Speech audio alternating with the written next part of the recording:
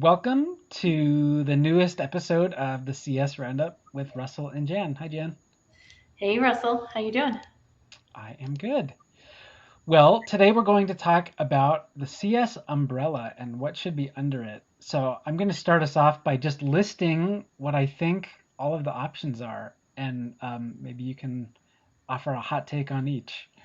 Well, can I just say, since it's been raining for almost a month now, we should add in Northern and Southern California under the umbrella? No.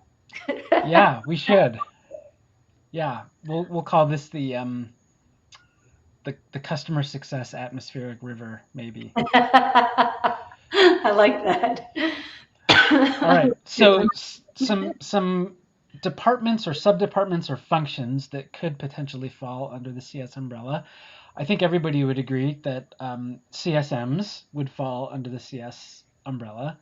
And then I'll go down some individual contributor type roles. So account managers, meaning people who are specifically responsible for expansion sales, potentially support, potentially implementation services. Um, I think probably it's not too controversial to say that if you're lucky enough to have CS Ops, that CS Ops would fall under the CS umbrella. I think we could maybe talk about whether CS should have its own marketing function or should share in the company's marketing function. What am I missing? CS education, support. Okay, yeah, I think all of those are candidates. It does depend on the customer base and the product, how the tech, the tech is structured, how complex the tech is. Sometimes you have, support under a whole sort of operational technical division of a company. So like there can be exceptions, that may make sense in different circumstances. But I think that ultimately CS should be looking at the relationship with the customer, and CS should be responsible for the post sale journey. Any of the post sale motions for the customer. right, right. I'm thinking about this in terms of creating customer journeys and playbooks and swim lanes. And I'm thinking I've talked to a few CS leaders who have support rolling up under CS, and the thing they love about it is that basically, like what you're saying, the whole post sale motion is under one leader ultimately, and then that leader has a lot of, I don't want to say control, but they can orchestrate the customer journey and the playbooks in a simpler way than if you had to go and wrangle around a bunch of cross-functional leaders who might have competing agendas that you don't have control over. What do you think about that idea? And depending on how your company is structured, potentially you could say, look, if we're in a really customer-centric cultured company and I have great relationships with my cross-functional leaders, then it's okay for a lot of those other functions not to roll up to CS. But if I don't, and we know as a company that we are about to have a really messy customer journey, maybe you do need to consolidate under one leader. What do you think about that? Yeah, I think when you have several leaders involved, what happens is there's more chance of silos and, like you were saying, competing interests, right? And it's you can have them under different leadership, but if you do, then that just means there's that much more need for communication and coordination and those dotted lines. And if everybody's playing nice together and everybody finds a way to communicate, towards that same sort of North Star, you're good. But otherwise, kind of the easy way to handle it is if you have one leader who's handling it all, that is the North Star. That's where the buck stops, right? So it's Right. a little easier then. But, at the same time, I think to say like somehow it can only be in that structure, I don't think either of us would say that. I think it needs to make sense for the customer base and the product, but it's the fundamentals. Are you covering those fundamentals? And that's what you have to sort of check the box on. And do you have it where does the customer feel like they are working with silos? Because if they are, you're not creating a good customer experience. And actually, that makes me think there are customer experience leaders who then have marketing and they also have support. They don't have as much of a post sale customer success motion in those companies. Or if they do, then they have to coordinate closely between the two because, of course, then customer marketing also ends up being under marketing, which is under customer experience and that sort of thing, right? So it can be in lots of different configurations. But does the customer feel like they're dealing with completely different companies when they're talking with one group or the other, because that's where you're doing something wrong. I think that is totally the key is how do the customers receive it. Let's spend a little time on marketing then, because besides a CSM and maybe an account management counterpart, one of the most common touch points that a customer will experience, especially as you go on digital journeys more and more, is from marketing.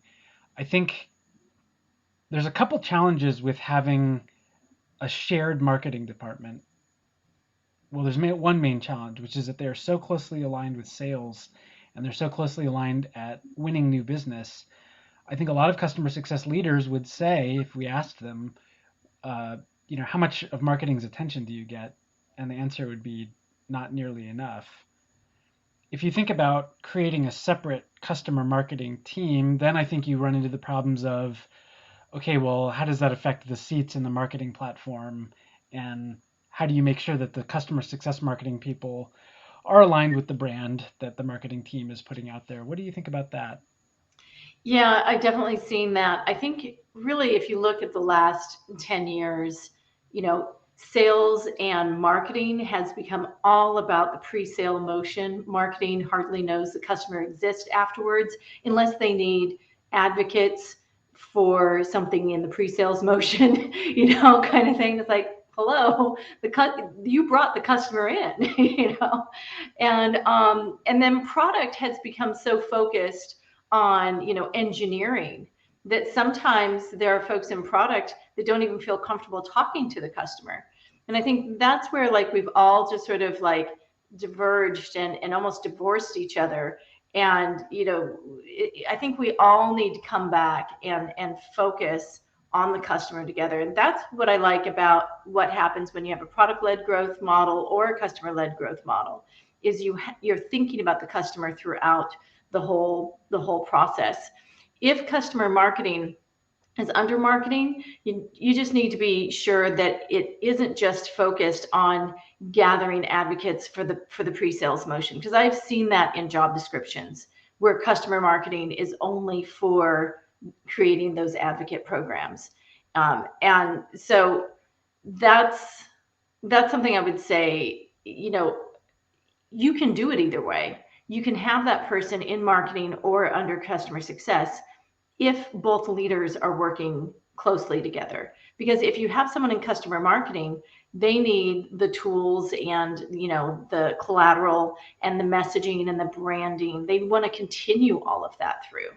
And I think otherwise you want to just connect any of the marketing that you're doing to being customer centric in that post sales motion, so that even if you're doing updates about the features or something from product marketing, something that they've added, to communicate that from the customer perspective. What functionality does the customer need that's been added, as opposed to what feature did you just go and build?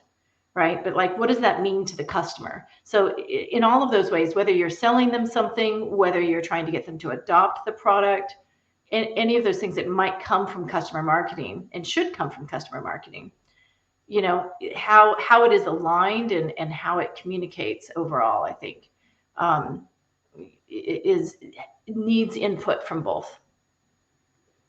All right, well, I will take a stab at summarizing this in case anyone listens to their podcasts by fast forwarding to the last 20 seconds. Number one, as usual, you have to see what your customers are seeing, and that can inform your decision about where things sit. And then number two is if you have a truly customer centric organization, then you have the opportunity to maybe dissipate some of the reporting duties. But I love to see the chief customer officer role reporting directly to the CEO. Yeah, that's something I agree with. I don't know if we even touched on that in the first previous 10 minutes. We didn't, but we said common leader, and just for clarity, I think chief customer officer is definitely it. Yep, sounds good. All right. Well, thanks everybody, and we will see you next time. Yeah, see you next time.